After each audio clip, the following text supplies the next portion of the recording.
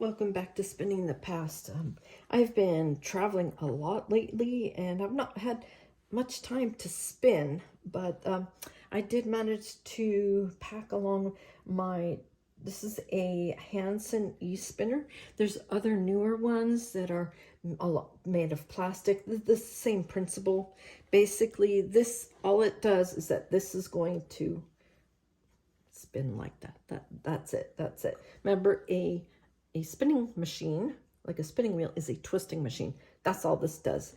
And right here, you see that this one doesn't have any numbers at all. I put this little tape right here to say where I had set it to be for this particular project, because when you get consistency, and if it gets bumped, you want it to be the exact same consistency. Remember, the same amount of yarn and the same amount of twist gives you consistency.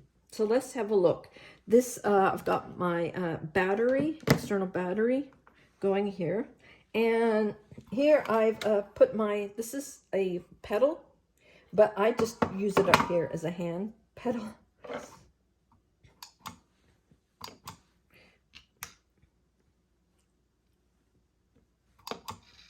There we go. So all I'm doing here is drafting. Drafting. You see how I'm drafting? But what's the difference between this and a traditional spinning wheel?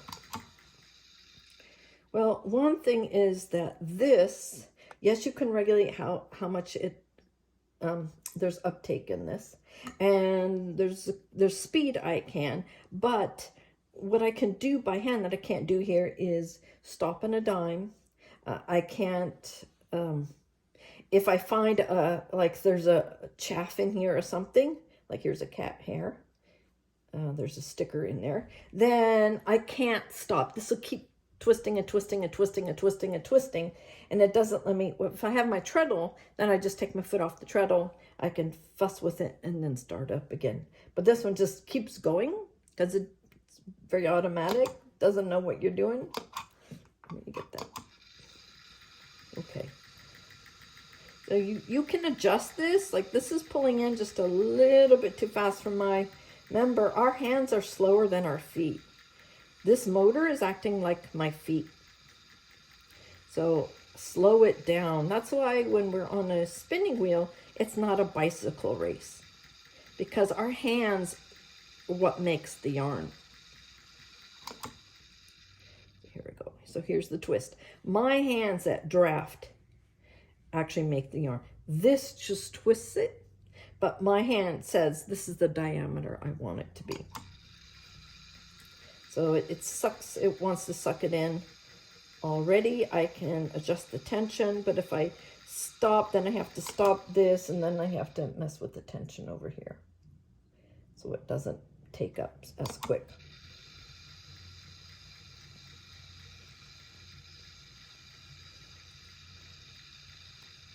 There we go.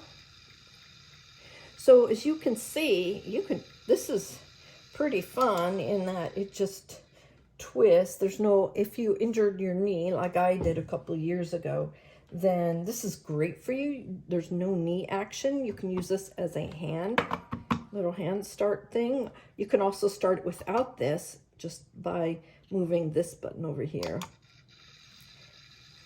Okay, it is. I'm just playing with the tension now because it's been sitting for a while. I'm just playing with the tension. There we go. I've taken off all the tension. So now it's going to add twist, but no tension, which means it's not going to pull it onto the bobbin.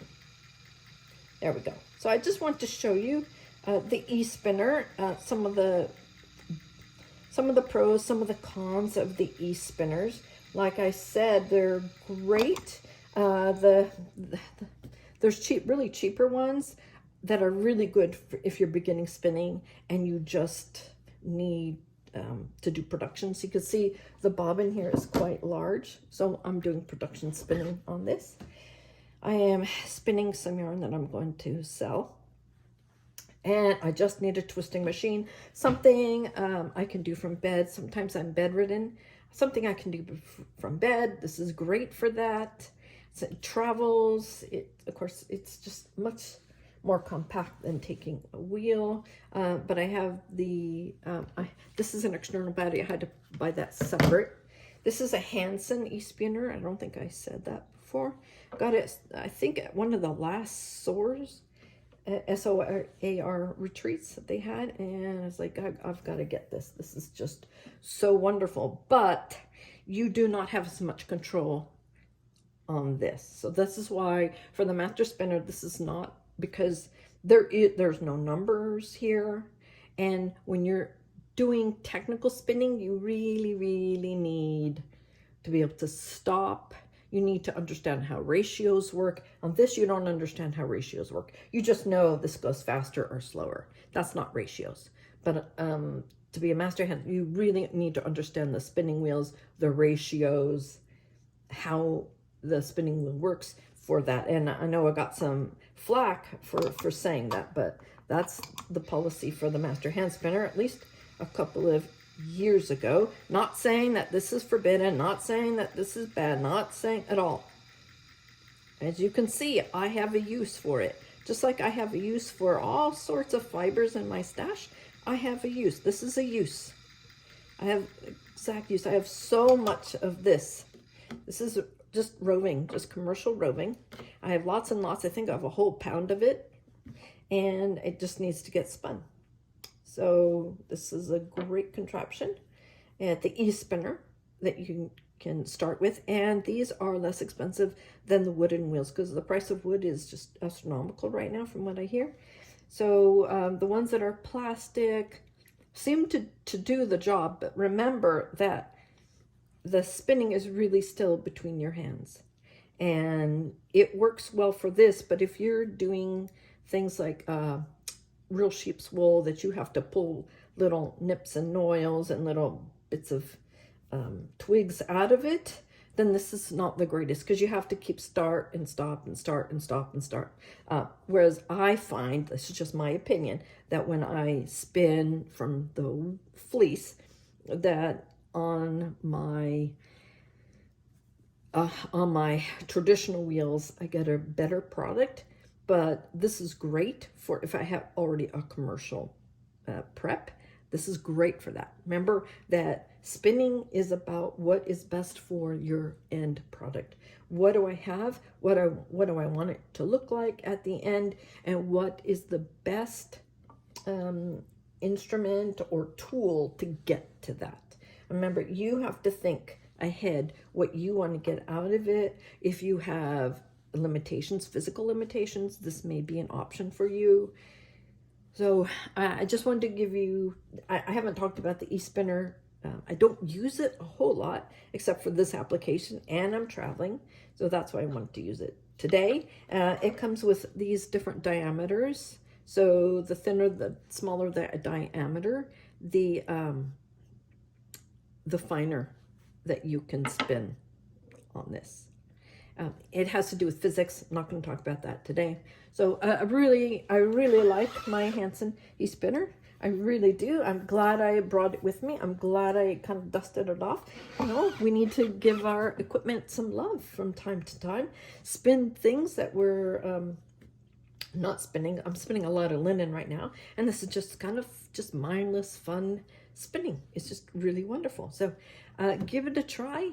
If you're in the market for that, this time you can tell Santa that you're in the market for this, but understand there's pluses and minuses for what you want to do. What is the spinning you want to do? What is the end product that you want out of it? What are you spinning? What is the end product? And what is the best tool or instrument to get you there? And then you can add in the fun or whatever, beauty, some aesthetics to it if you wish. So thank you for joining me today on Spinning the Past, and I'll catch you next time.